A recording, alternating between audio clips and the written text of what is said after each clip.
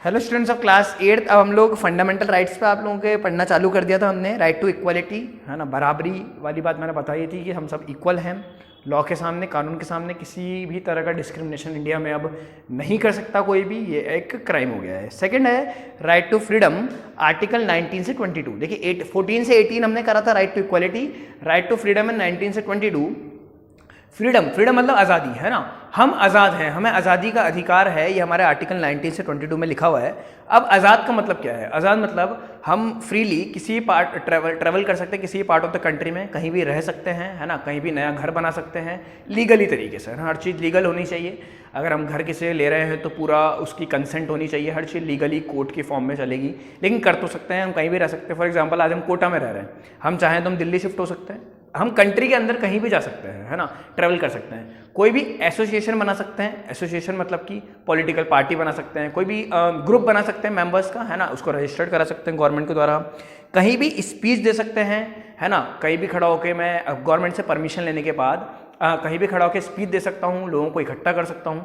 लेकिन देखिए सर्कमस्टांसेस होते हैं, जैसे फॉर एग्जांपल अभी कोरोना चल रहा है तो गवर्नमेंट ने इस चीज़ पे रोक लगा रखी है, फॉर एग्जांपल कि 5 से ज़्यादा जने इकट्ठे नहीं होंगे। तो वो उसका कोई कारण है, ऐसा नहीं है कि हमारे फंडामेंटल राइट्स को दबाया जा रहा है, ऐसा कुछ नहीं है। हमें right to speech and expression है, हम कुछ भी बोल सकते हैं, हमारे पास बोलने का अधिकार है, लेकिन एक लिमिट में रह के, है ना, क्राइम के एक लिमिट में रह के उसको क्राइम ना मान लिया जाए। फॉर एग्जांपल आज गवर्नमेंट है, आज मीडिया है, मीडिया इसका सबसे अच्छा यूज़ करती है राइट टू फ्रीडम का।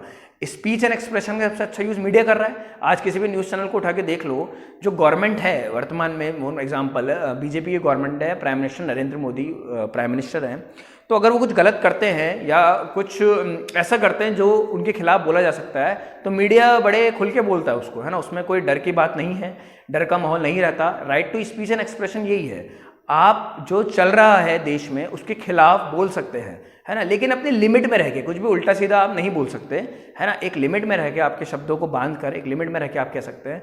प्लस दूसरी बात, आप जो कह रहे हैं उसके लिए कोई बेस होना चाहिए आपके पास, है ना। आप ऐसे नहीं कि कुछ भी बोले जा रहे हैं और कुछ आपके पास सबूत ही नहीं है, बेस ही नहीं है अपनी बात का, है ना, कोई प्रूफ ही नहीं है, वो होना चाहिए। उसके बाद आप right to speech and expression का इस्तेमाल कर सकते हैं, सब मीडिया हमारे देश में करता है, हम भी कर सकते हैं, है ना।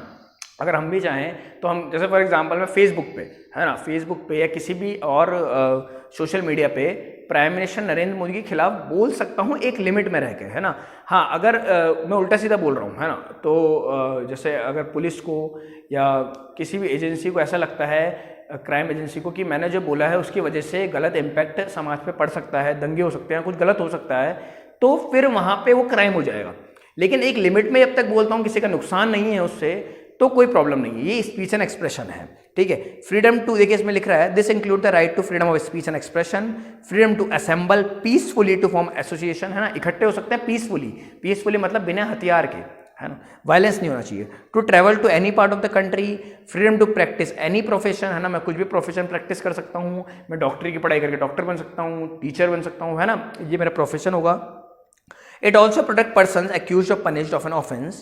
It also provide free and compulsory education to all children from the age of 6 to 14 years. देखिए ये बहुत इंपॉर्टेंट है।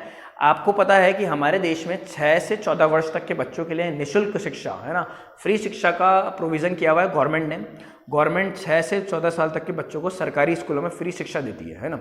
आप लोग प्राइवेट में पढ़ रहे हैं, है ना, वहाँ फीस लगती है, लेकिन जब आप सरकार के अंडर आ जाते हैं, सरकारी स्कूल में होते हैं, तो वहाँ पे 6 to 14 ईयर्स के लिए फीस नहीं लगती। ये भी राइट टू फ्रीडम का ही पार्ट है, ठीक है, ये भी राइट टू फ्रीडम का, इसके लिए कोई राइट टू एजुकेशन अलग से नहीं बनाया गया है, आपको ये ध्यान रखना है। राइट टू फ्रीडम में ही ये हमारे पास राइट है, अधिकार है कि 6 से 14 साल तक के बच्चों को निःशुल्क शिक्षा सरकार, निःशुल्क मतलब बिना किसी पैसे की, बिना किसी फीस के सरकार देगी। तो ये राइट टू फ्रीडम आपका पूरा हो गया। थर्ड है right against exploitation, article 23-24, 2 article हैं इसके लिए, राइट अगेंस्ट एक्सप्लॉयटेशन के लिए। एक्सप्लॉयटेशन मतलब दुर्व्यवहार, हमारे साथ किसी भी तरह का दुर्व्यवहार नहीं किया जाएगा। इसके लिए 3 वर्ड यहाँ पे यूज किए गए हैं।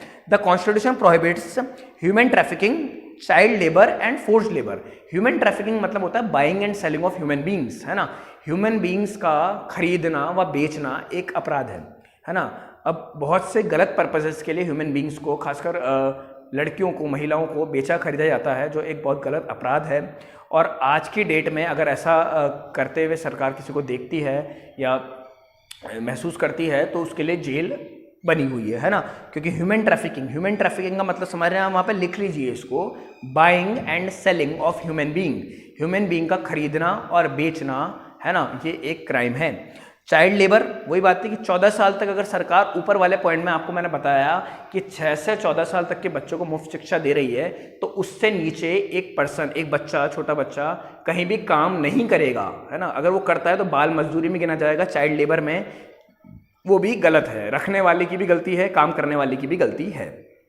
फिर है फोर्स लेबर वही बात है, किसी को भी बंधुआ मजदूरी, मतलब कि फोर्सली हम लेबर पे नहीं, काम पे नहीं रख सकते। जैसे फॉर एग्जांपल मैंने यहाँ पे अपने यहाँ पे ड्राइवर रखा हुआ है, वो छोड़कर जाना चाहता है तो वो छोड़कर जा सकता है, अगर वो उसको कुछ भी प्रॉब्लम है, सैलरी की प्रॉब्लम है या मुझसे कोई प्रॉब्लम है, वो छोड़ के जा सकता है। फोर्स लेबर यानी कि मैं उसके ऊपर बंदिशें नहीं लगा सकता, मैं उसको ये नहीं कह सकता नहीं तो जा ही नहीं सकता, है ना, उसको बांध के, उसको फोर्सफुली मेरे पास नहीं रख सकता, ये फोर्स लेबर है। तो human trafficking, child labour, force labour आज प्रोहिबिट कर दिए गए हैं, अगर कोई ऐसा करता है तो ये क्राइम में गिने जाते हैं। फिर है right to freedom of religion, article 25 से 28। Right to freedom of religion मतलब कि बहुत अच्छा राइट है ये।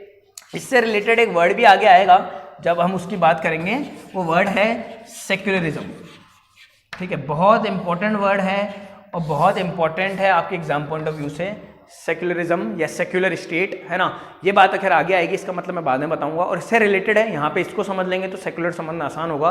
Right to freedom of religion का मतलब ये है कि हमारे देश में हमें रिलीजन की, यानी कि हमारे धर्म को प्रैक्टिस करने की पूरी आज़ादी है। फॉर एग्जांपल मैं एक हिंदू होकर मंदिर जा सकता हूँ, मंदिर में पूजा कर सकता हूँ, गले में लॉकेट पहन सकता हूँ माता का या किसी भगवान का, है ना, हाथ में कड़ा पहन सकता हूँ, लच्छा बांध सकता हूँ, कोई मंदिर में पूजा वगैरह हो रही है तो वहाँ पे शामिल हो सकता हूँ, ये सब मेरे right to freedom of religion है। और ये सबको दिए गए हैं, एक हिंदू को भी, मुस्लिम को भी, सिख को भी और ईसाई को भी। हमारे देश में हर पर्सन को उसके धर्म का अधिकार है, धर्म को प्रैक्टिस करने की, किसी के ऊपर कोई प्रेशर नहीं है कि वो इसी धर्म को अपनाए। अच्छा, फॉर एग्जांपल मैं हिंदू होके भी मस्जिद जा सकता हूँ और एक मुस्लिम होके भी मंदिर आ सकते हैं, है ना। तो इसका मतलब ये है कि right to freedom of religion हमें दिया गया है, हम किसी भी रिलीजन को प्रैक्टिस कर सकते हैं, अपने रिलीजन को 10 बार अच्छा कह सकते हैं दिन में, लेकिन किसी दूसरे रिलीजन को हम बुरा नहीं कहेंगे, ये हमारा राइट ड्यूटी है ना। हमारा रिलीजन अच्छा हो, सबसे अच्छा हो, सबका रिलीजन अच्छा ही है, इसमें कोई प्रॉब्लम नहीं है। दूसरा रिलीजन खराब है ये बात हम नहीं कह सकते, नहीं हमें कहनी चाहिए। तो right to freedom of religion यही है कि हमें धार्मिक स्वतंत्रता है, हम अपने धर्म को प्रैक्टिस कर सकते हैं और चाहे तो अपने धर्म के साथ साथ दूसरे धर्म के भी त्यौहार मना सकते हैं, उसको भी प्रैक्टिस कर सकते हैं। हम हिंदुओं के मस्जिद भी जा सकते हैं जैसा कि मैंने बताया, और एक मस्जिद वाले जाने वाला मुसलमान भी मंदिर आ सकता है। ऐसा ही सिख, ईसाई, जैन इनके साथ भी है, हर धर्म के साथ ये चीज़ है ना। मैंने एग्जाम्पल दिया हिंदू और मुस्लिम्स का बस, ठीक है, हर धर्म के साथ ऐसा है। तो right to freedom of religion यही है कि हर पर्सन फ्री है अपने रिलीजन को प्रैक्टिस करने के लिए।